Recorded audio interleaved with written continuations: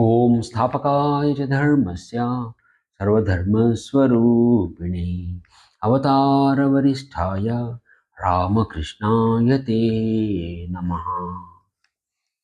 భక్తులందరికీ నమస్కారం.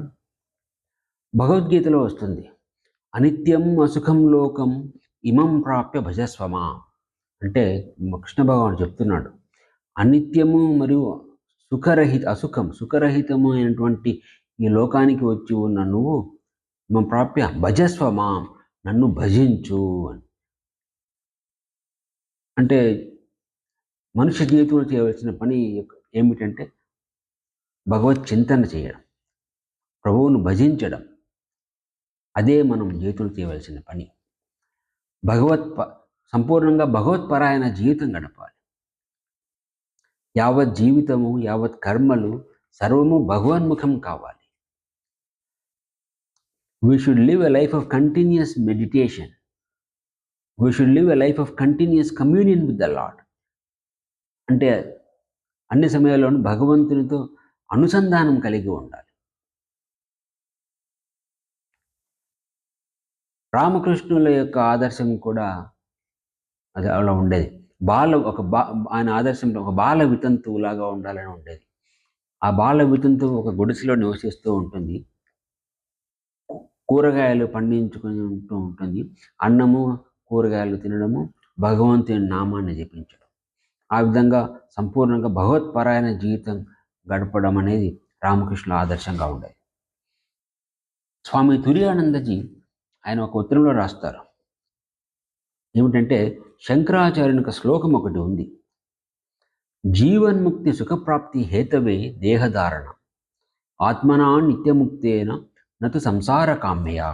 అంటే నిత్యముక్తమైన ఆత్మ దేహధారణం ఎందుకు చేస్తుంది అంటే దేహంలో ఉంటూనే జీవన్ముక్తి సుఖాన్ని అనుభవించడం కొరకు చేస్తుంది, అంతేకాని సంసార కోరికల కొరకు కాదు అని. సో తుర్యాన్ని రాస్తారు, నేను మొట్టమొదటి ఈ శ్లోకాన్ని చదివినప్పుడు నాకు ఎంతటి ఆనందం కలిగిందంటే నేను ఆనందంతో ఎగిరి గంతు వేశాను అని. ఎందుకంటే నా జీవిత లక్ష్యం కూడా అదే, జీవన్ముక్తి సుఖాన్ని సంపాదించడం. నిత్యముక్తమైన ఆత్మ వేరే ఎందుకు దేహధారణ చేస్తుంది? శరీరంలో ఉంటూనే జీవన్ముక్తి సుఖాన్ని అనుభవించిన కొరకే అని. కేనోపనిషత్తులో ఒక మంత్రం వస్తుంది, ఇహ చేత్ అవేదీత్ అథ సత్యం అస్తి, నచేత్ ఇహ అవేదీత్ మహతీ వినష్టి, భూతేషు భూతేషు విచిత్య ధీరః ప్రేత్య అస్మాత్ లోకాత్ అమృతా భవంతి. అంటే ఎవడైనా దీన్ని సాక్షాత్కరించుకుంటే అప్పుడే నిజమైన జీవితం ఉంటుంది, లేకుంటే మహతీ వినష్టి అంటే చాలా పెద్ద నష్టము.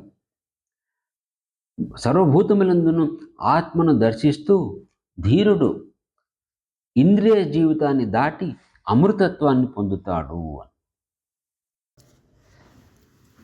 తమేవ ఏకం జానత ఆత్మానం అన్యోవాచ విముంచత అమృతస్య ఏష సేతు. అంటే నువ్వు ఒక్క ఆత్మను మాత్రం తెలుసుకో, అన్యోవాచ విముంచత, మిగతా మాటలన్నీ కట్టిపెట్టాయి. అమృతస్య ఏష హేతు, అమృతత్వానికి ఇదియే వంతెన అని. ఆసుప్తే ఆమృతే కాలం నయేత్ వేదాంత చింతయ. అంటే ఆసుప్తే, నువ్వు నిద్రలోకి జారిపోయేంత వరకు, ఆమృతే మృత్యు వచ్చేంత వరకు, అంటే ఆఖరి క్షణం వరకు, కాలం నయేత్ వేదాంత చింతయ అంటే వేదాంత చింతన ద్వారా కాలం గడపాలి అని. వివేక్ చూడంలో వస్తుంది, లబ్ధ్వా కథంచిత్ నరజన్మ దుర్లభం తత్రాపి పుంస్త్వం శృతిపార దర్శనం యహతు ఆత్మముక్తౌ నయతేత మూఢధీః సహి ఆత్మహాస్వం వినిహంతి అసద్గ్రహాత్. అంటే ఏదో ఒక విధంగా మానవ జన్మను పొంది అందులోనూ పురుష శరీరాన్ని మరియు వేదాలలో పాండిత్యం కూడా కలిగి ఉండి ఆత్మ విముక్తి కోసం ప్రయత్నించిన మూర్ఖుడు నిజానికి ఆత్మహత్య చేసుకున్నట్లే. ఎందుకంటే అతడు మిథ్యా వస్తువులను అంటిపెట్టుకుని తనను తాను నాశనం చేసుకుంటున్నాడు అని. ఈశోపనిషత్తులో వస్తుంది. అసూర్యా నామతే లోకా అంధేన తమసావృతా తాగుంస్తే ప్రేత్యాభిగచ్చంతి ఏకేచ ఆత్మహనో జనా. అంటే ఈశోపనిషత్ చెప్పేదేమంటే, ఆత్మ సాక్షాత్కారం, ఆత్మను తెలుసుకోవడానికి ప్రయత్నించని వాళ్ళు ఆత్మను హత్య చేసినట్లే అని. ఆత్మహనో జనాహ, అది అక్కడ ఉపయోగించిన పదం. అటువంటి వాళ్ళు తమస్సుతో నిండి ఉన్నటువంటి అసురలోకాలకు వెళ్తుంటారు. ఆత్మ సాక్షాత్కారం కొరకు ప్రయత్నం చేసే జీవితమే నిజమైన జీవితం. శరీరంతో తాదాత్మ్య భావన కలిగి ఉండి ఆత్మ యొక్క ఉనికిని నిరాకరించే వాళ్ళు ఆత్మహత్య చేసుకున్నట్లే.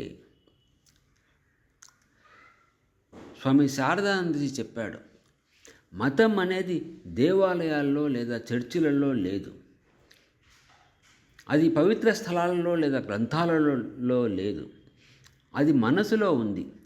మతం అనేది సాక్షాత్కారానికి సంబంధించిన విషయం కాబట్టి బాహ్య విషయాలలో దాని కొరకు వెతకకూడదు.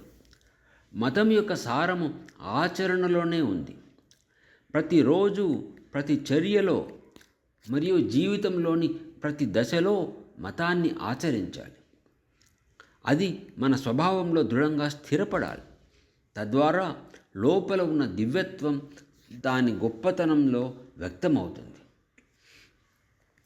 రమణ మహర్షి చెప్పాడు, నీ యొక్క ఆత్మ సాక్షాత్కారమే నువ్వు ప్రపంచానికి ఇవ్వగలిగిన అతిపెద్ద సేవ అని. దీని గురించి తర్వాత ఇంకా కొద్దిగా చూస్తాము. ఓం జననీం శారదాం దేవీ రామకృష్ణం జగద్గురుం పాదపద్మే తయో శ్రిత్వా ప్రణమామి ముహుర్ముహుః.